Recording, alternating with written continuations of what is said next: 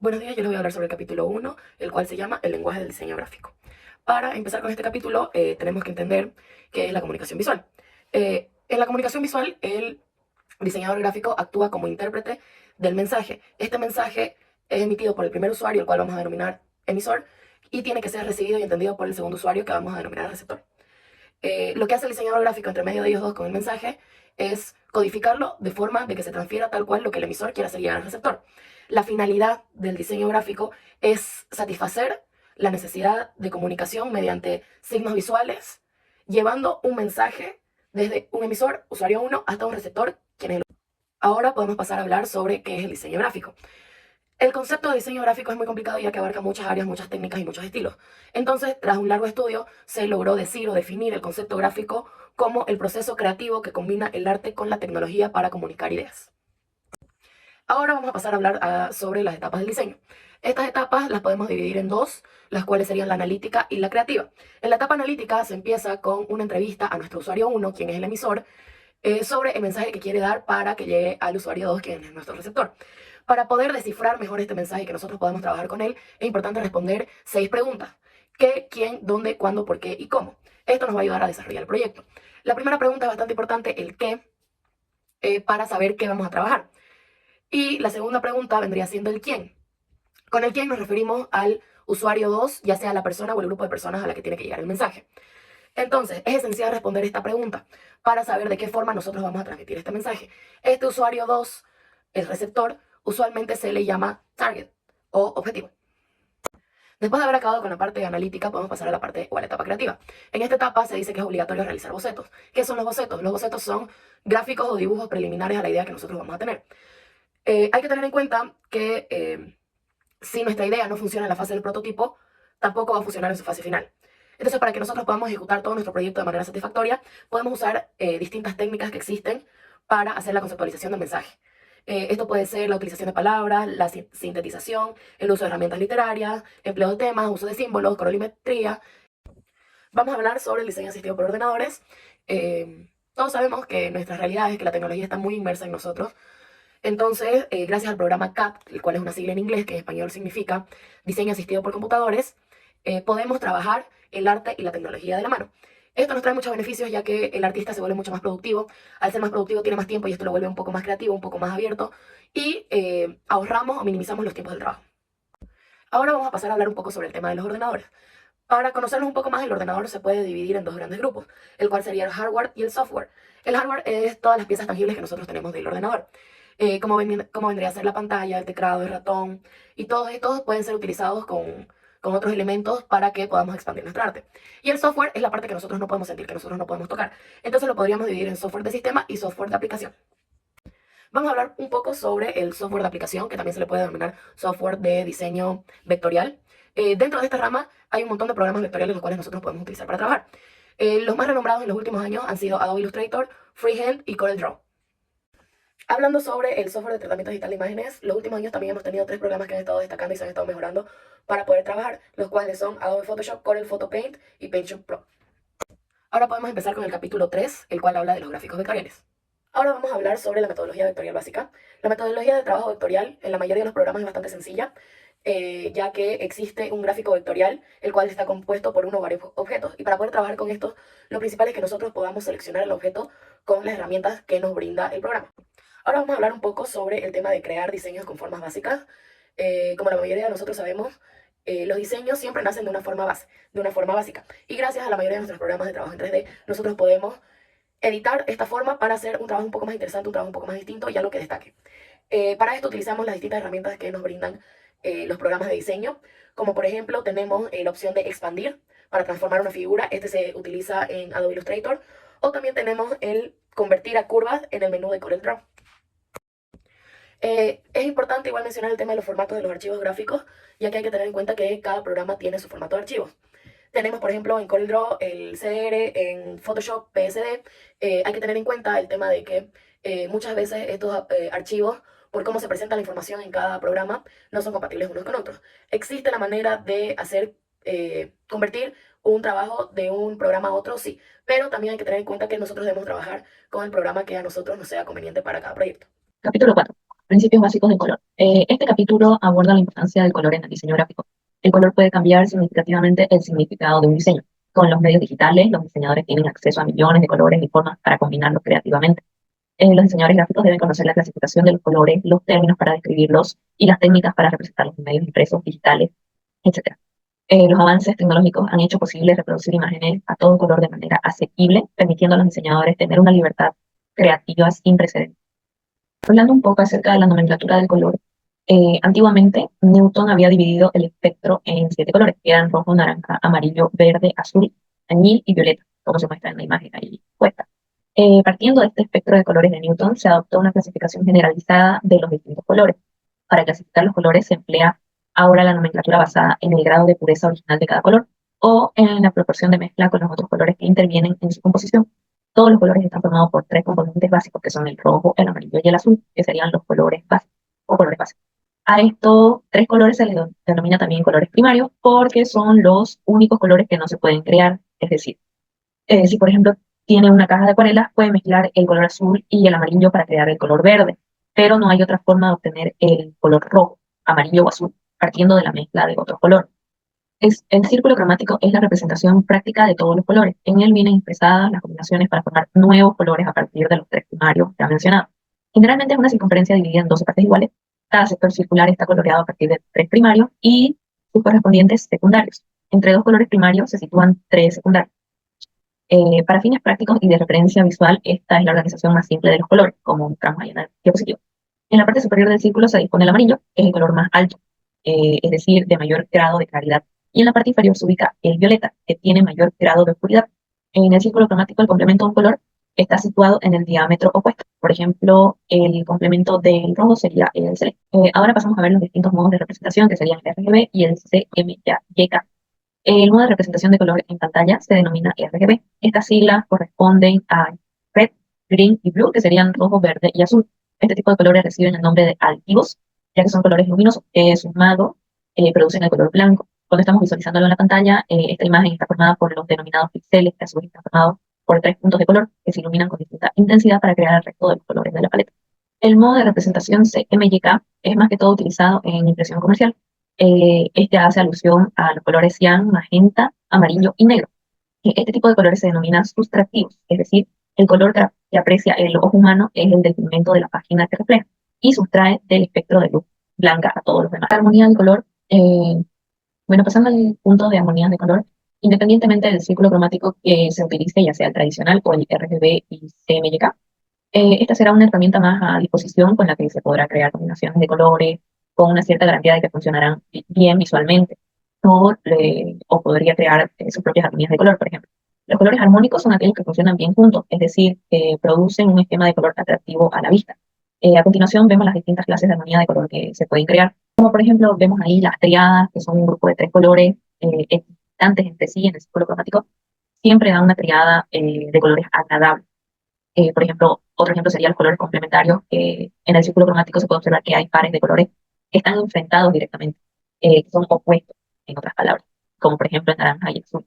Los colores análogos, que son una combinación o armonía de colores, está compuesta por colores que se encuentran uno junto al otro en el círculo cromático. No importa que 2 o 3 colores combinen, todos ellos comparten un subtono del mismo color, por lo cual las combinaciones basadas en colores análogos proporcionan una mezcla siempre al mismo tiempo. Y los atributos del color se describen los atributos básicos del color como el tono, la saturación y el brillo. El tono se refiere al nombre de cada color, determinado por la mezcla de colores que lo componen. Si un tono es una mezcla de amarillo y verde, se puede describir como amarillo verdoso o verde amarillento, dependiendo de cuál color predomine. También se conoce como matiz. La luminosidad o valor mide la intensidad de un color entre blanco y negro. Un color es claro si se asemeja al blanco y oscuro si se aproxima al negro, como en el caso del verde claro y el verde oscuro. La saturación, que es la que indica la pureza de un color, por ejemplo, los colores primarios son los más saturados, mientras que los colores mezclados o los que incluyen blanco y negro son menos puros y pueden lucir más apagados. En las combinaciones cromáticas del diseño, podemos decir que elegir la mejor combinación cromática dependerá también de lo que desee transmitir por medio de los colores que se utilizan en esa combinación. Pero antes de adentrar un poco en el significado que puede aportar cada color al diseño, es necesario distinguir que por lo general todo diseño contiene un color dominante, acompañado por otros subordinados o menos dominantes.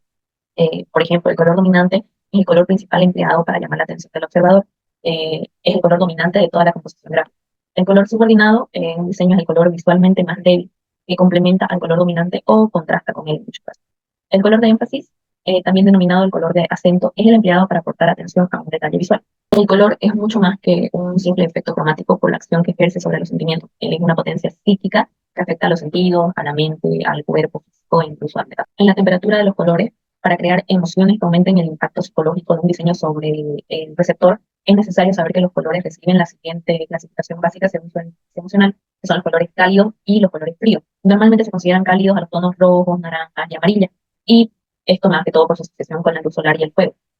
A comparación de los colores fríos, que serían los azules, violetas o verdosos, por su asociación con el agua y la luz de la luna, por ejemplo. Este concepto de temperatura es muy importante en el momento de decidir un color. En la simbología del color, ya hemos visto que los colores originan sensaciones que pueden ser de calor o de frío, de alegría o de tristeza. En el mundo occidental el color se ha utilizado para transmitir ideas que no son apreciables a primera vista. De esta manera algunos colores ya se asocian de por sí a ideas o sentimientos. Vamos a ver algunos colores de los que se muestran ahí. Por ejemplo, el blanco se asocia más a la luz, la bondad, la inocencia, la pureza. Se le considera el color de la perfección, representa el bien, lo positivo. Y en diseño gráfico el blanco se le asocia con la frescura, la limpieza, porque es el color de la nieve. Pues. El negro representa el poder, la elegancia, la formalidad, la muerte y el misterio. Es un color más enigmático y se asocia al miedo y al desconocido. El azul, por su parte, se podría decir que es el color del cielo, del mar, por lo que suele ser más asociado con espiritualidad, inmortalidad, profundidad. Representa también lo que es la lealtad, la confianza, la sabiduría, y se le considera un color beneficioso tanto para el cuerpo como para la mente, ya que es más relajante, si se puede decir. El rojo es un color de fuego, de sangre, por lo que se asocia al peligro, a la energía, tanto así como a la pasión, al deseo y al amor. Eh, el verde, por su parte, simboliza más naturaleza, simboliza la esperanza, la fe. eh, por su misma asociación a la naturaleza, es ideal para el diseño gráfico de productos orgánicos o temas ecológicos. El amarillo simboliza la luz del sol, representa la energía, la felicidad, la inteligencia. Es un color estimulante para el sistema nervioso y la vista porque es el color más reflectante de todo. Pareciera que irradia hacia afuera. Eh, bueno, ahora vamos a hablar un poco sobre la anatomía de la letra. Podemos empezar diciendo que la tipografía siempre ha sido una herramienta indispensable en el trabajo de un diseñador gráfico. Para un diseñador gráfico, elegir el tipo de letra adecuado tiene la misma importancia que elegir las imágenes o los colores en su trabajo. Eh, con cambiar el tipo de letra se puede cambiar el significado y las sensaciones que provocan en la misma pieza gráfica. Antes de comenzar a diseñar con tipografía, es aconsejable estudiar cada letra o carácter de forma individual y valorar así el estilo que cada letra representa. Ahora hablando un poco acerca de las partes de la letra, podemos decir que el diseñador gráfico y el tipógrafo o especialista en el diseño de tipos de letra tienen un vocabulario específico para referirse a las diferentes partes de la letra. A continuación vemos una imagen en la que se muestran las distintas partes de la letra por las que vamos a comenzar a nombrarla. La asta, que vendría siendo el rasgo principal de la letra, que define su forma esencial, sin ella no podría existir la letra. La asta descendente, que es el asta de la letra de caja baja, que queda por debajo de la línea de base, como por ejemplo en la letra P o en la letra G. El asta montante, que son las astas principales verticales u oblicuas de una letra, como la letra L, B grande, B chica o H.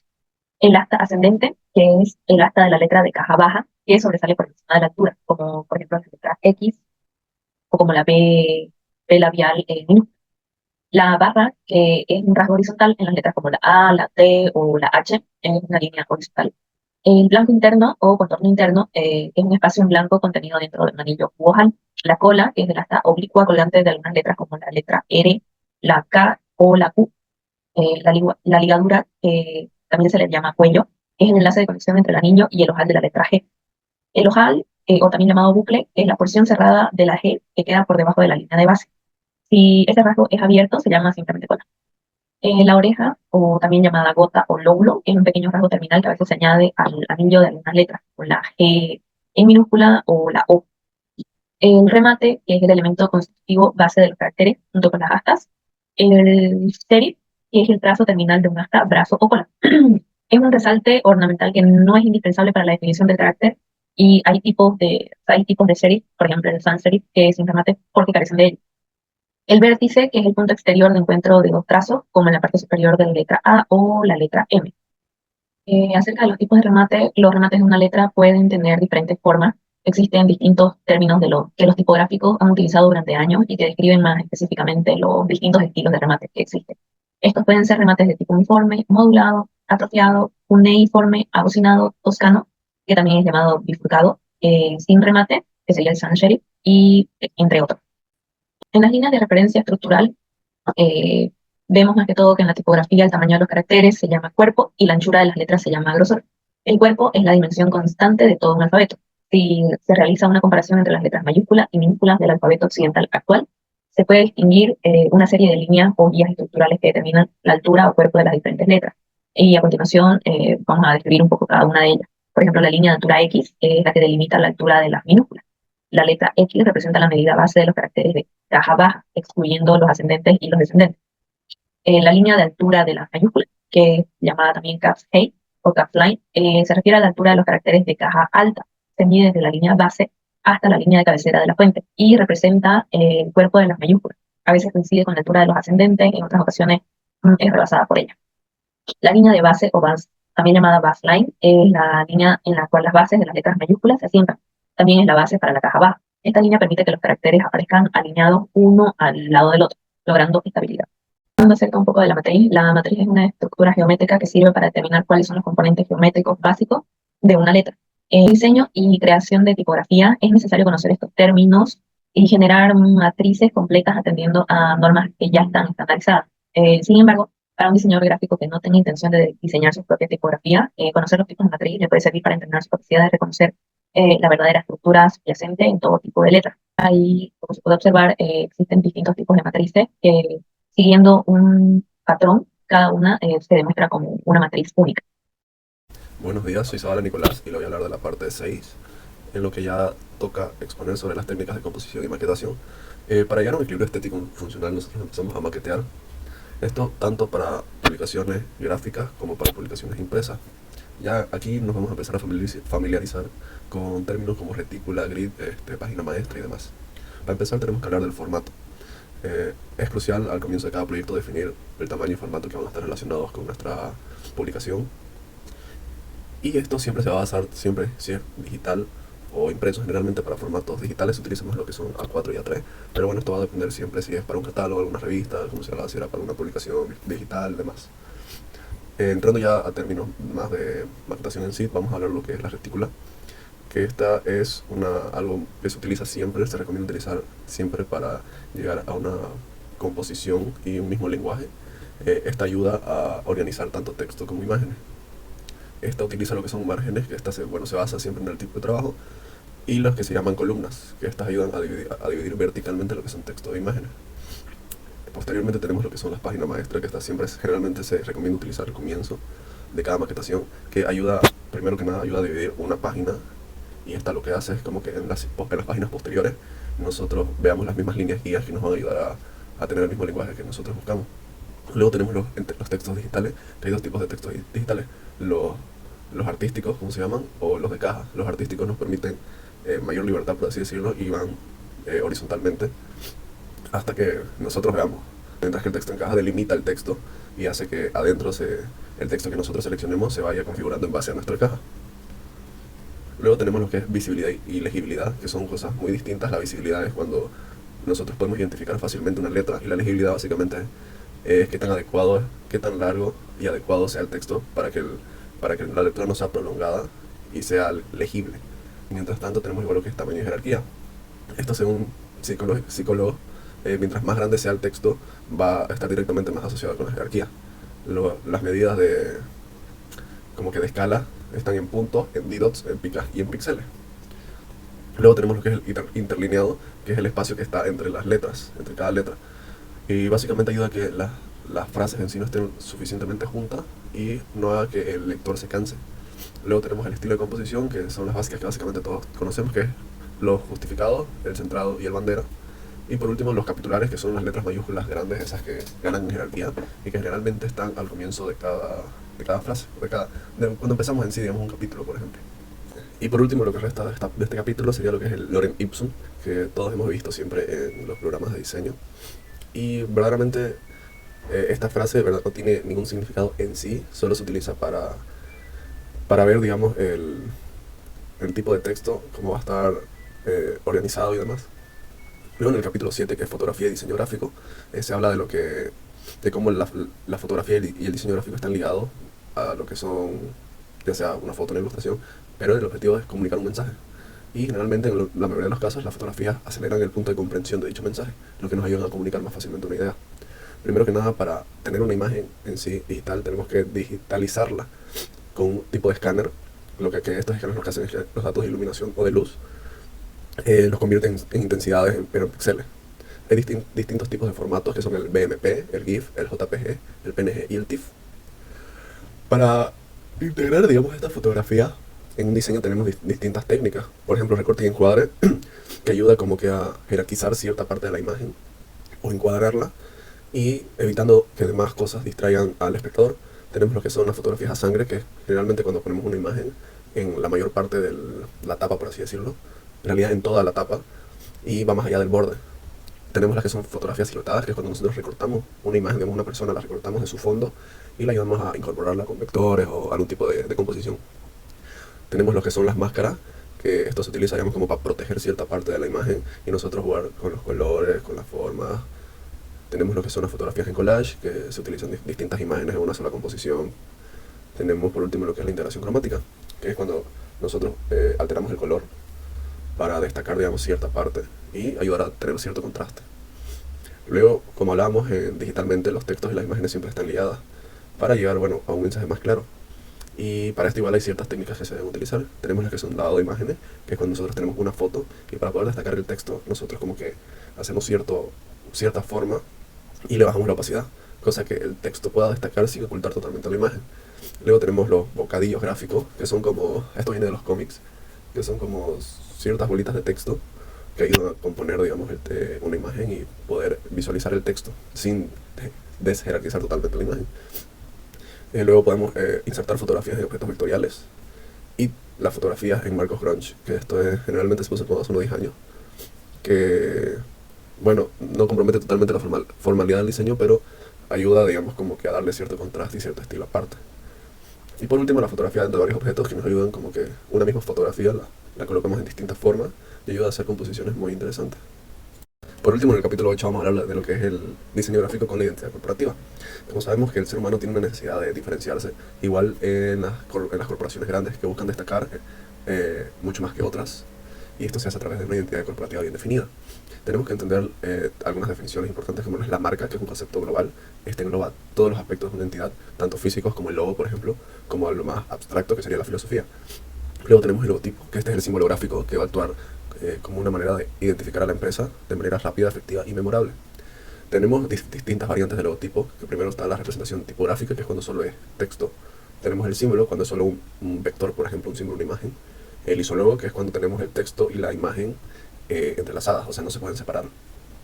Tenemos el imagotipo, que es cuando el texto como la imagen coexisten, pero están separadas gráficamente, o sea, se las puede alterar individualmente, por así decirlo. Tenemos las iniciales o siglas, que se utiliza para acortar, digamos, lo que son las que son las iniciales de una empresa, básicamente. Y el estilo firma, que básicamente se utiliza mucho en el mundo de la moda o de productos personalizados, que se basa en la firma del fundador o en el nombre. Tenemos algunas características a la hora de diseñar un logotipo, que bueno, son la coherencia, tiene que tener originalidad y reconocimiento, cosa que sea fácil de recordar, tiene que tener versatilidad, o sea que se puede utilizar en diferentes formatos, tanto impresos como digitales sin perder la esencia, y básicamente el principio de menos es más, o sea, adaptar formas más simples, que se puedan utilizar con cualquier técnica, digamos. Nosotros a la hora de presentar, digamos, nuestras ideas, tenemos que hacer un manual de identidad corporativa, que básicamente va a detallar cómo se tiene que utilizar el logo correctamente, en diferentes soportes, especificando la tipografía, los colores, todo esto con una coherencia gráfica en todas las aplicaciones. Esta va a incluir directrices del uso del logo, los colores, fuentes tipográficas, tamaño, cómo se va a utilizar en papelería. Generalmente esto se presenta en formatos PDF, digitalmente, aunque ahorita ya están también como que presentándolos en videos y demás. Eso es todo, muchas gracias. Capítulo 9. Los soportes gráficos en el diseño gráfico publicitario. Este capítulo aborda lo que es la responsabilidad del diseñador gráfico en adaptar sus creaciones a diversos soportes publicitarios, tanto físicos como digitales. Se destacan los principales tipos de soporte gráfico y las consideraciones que debemos tener para su diseño. Por ejemplo, para empezar tenemos el diseño de folleto. Tenemos distintos tipos de folletos. Podemos englobarlo en folletos de empresa, folletos de servicio, folletos promocionales e informativos. Por el lado de folletos para empresas, presenta una identidad y la misión de la empresa. En los folletos de servicio podemos ver que estos describen los servicios ofrecidos y la localización de los mismos. En el folleto promocional sería una herramienta de marketing la cual busca captar la atención de un cliente. En el folleto informativo, esta comunica información específica de una manera más clara.